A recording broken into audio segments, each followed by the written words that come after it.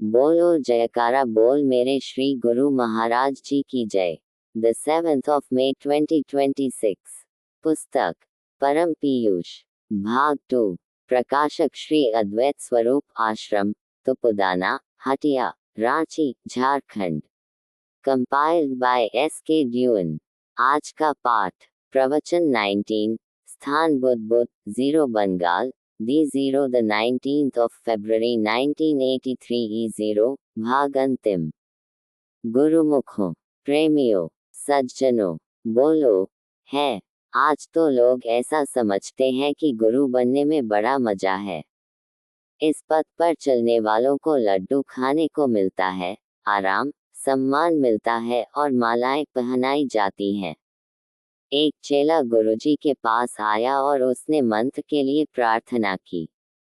गुरुजी ने पूछा, तू मंत्र किस लिए लेता है? तब चेले ने पूछा, गुरुजी, पहले आप बतला दो कि चेला अच्छा या गुरु? गुरुजी बोले, भाई, गुरुजी की शान शौकत, इज्जत, खाना पीना सब आला होता है और चेले को मेहनत करनी पड़ती है। चेला बोला, तो मुझे गुरु ही बना दो।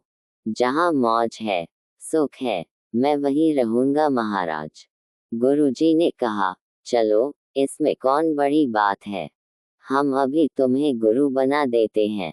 लेकिन एक बात है, तुम मौन व्रत धारण कर लो। हम चेलों से कह देंगे कि ये हमारे गुरु महाराज हैं। हमारे चेले जितना हमें मानते हैं उतना तुम्हें भी मानेंगे। मगर एक भी शब्द बोला तो मामला गड़बड़ हो जाएगा, फिर मैं तुम्हें गुरु नहीं मानूंगा। गुरुजी ने अपने आसन पर उसे बिठा दिया, फूलमाला पहना दी और आप पलंग के नीचे बैठ गए। नीचे बैठकर ऐसा प्रचार किया, धन्य भाग्य है आप लोगों के। आज हमारे गुरुजी महाराज आप सबों के बीच पधारे हैं। ये अपना मुंह नहीं खोलते, मौनव्रती हैं। जब गुरुजी के भी गुरुजी आ गए तो फिर बात ही क्या। प्रेम के मारे चेले प्रणाम करने लगे। सबों ने उनकी पूजा की। 10 दिनों तक सत्संग कथा वार्ता चलती रही और वह मुश्किल से मौन धारण किए रहा। इत्तफाक से एक दिन एक बकरी उधर से आ रही थी। फूल पत्ती इत्यादि जो देखा तो उस पर कूद पड़ी। तब मौनी बाबा बोले, तर तर तर। सभी खिलखिलाकर हंस पड़े। चेलों को बड़ा भ्रम हुआ। मौनव्रती थे और आज बोल कैसे दिए। गुरुजी बोले, शिष्य, तुम लोगों पर गुरु महाराज जी की बड़ी कृपा हुई। आज तक वे किसी से न बोले थे। आज तर तर कहा, अर्थात उन्होंने कहा कि भक्तों, तर जाओ, संसार में मत फंसो। गुरुजी मौनी बाबा से बोले कि तर कहा तो मैंने ठीक करके समझा दिया। कहीं और कुछ बोल दिया होता तब मैं कहाँ तक ठीक करता। आजकल चेलों की यही हालत है। कितनी भी दुनिया नास्तिक हो गई है फिर भी 3 हिस्सा तो आस्तिक लोग ही हैं। जो लोग प्रेमी हैं, भक्त हैं, तपस्वी हैं, उन पर लोगों की श्रद्धा तो होती ही है। हम कह रहे थे कि तुम्हारे अंदर जो त्रिवेणी है वहां नहाने से मन शुद्ध होता है, बुद्धि परिपक्व होती है। अब आता है नाम जप। नाम जपो। भगवान के प्रत्येक नाम में पूर्ण शक्ति है।